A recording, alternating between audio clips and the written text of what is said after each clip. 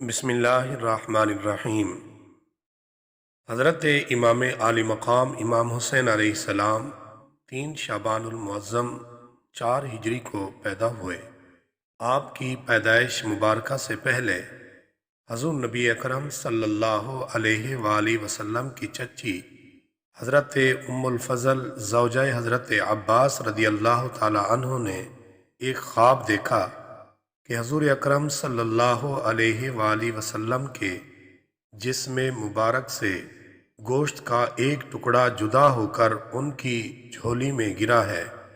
حضور نبی اکرم صلی اللہ علیہ وآلہ وسلم نے فرمایا، غم نہ کریں، خواب مبارک ہے۔ ان قریب میری بیٹی حضرت سیدہ فاطمۃ الزہرا سلام اللہ علیہا کے ہاں بیٹے کی پیدائش ہوگی، جس کی پرورش آپ کے ذمہ ہوگی۔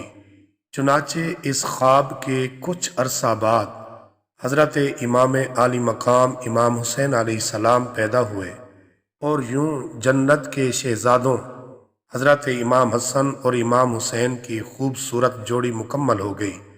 خبر ملتے ہی نبی کریم صلی اللہ علیہ وآلہ وسلم تشریف لائے اور برکت کے لیے اپنی زبان مبارک نو مولود کے منہ میں ڈالی، دائیں کان میں آذان اور بائیں کان میں اقامت کہی۔ یہ خوش قسمت شہزادہ جس کے وجود میں سب سے پہلے مبارک لعاب پہنچی اور کانوں میں اعلیٰ و عرفہ آواز گونجی، اس کا نام نبی کریم صلی اللہ علیہ وآلہ وسلم نے حسین رکھا۔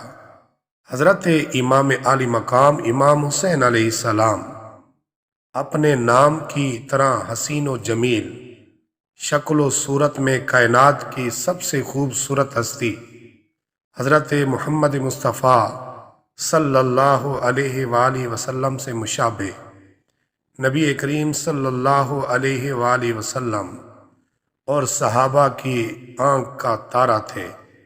حسنین کریمین رضی اللہ تعالی عنہما کے متعلق زبان نبوت سے کیا خوبصورت الفاظ ادا ہوئے، الہ العالمین، جس طرح میں ان دونوں سے محبت رکھتا ہوں تو بھی ان سے محبت رکھ، اور جو ان دونوں کو محبوب رکھے تو بھی اسے محبوب بنا لے۔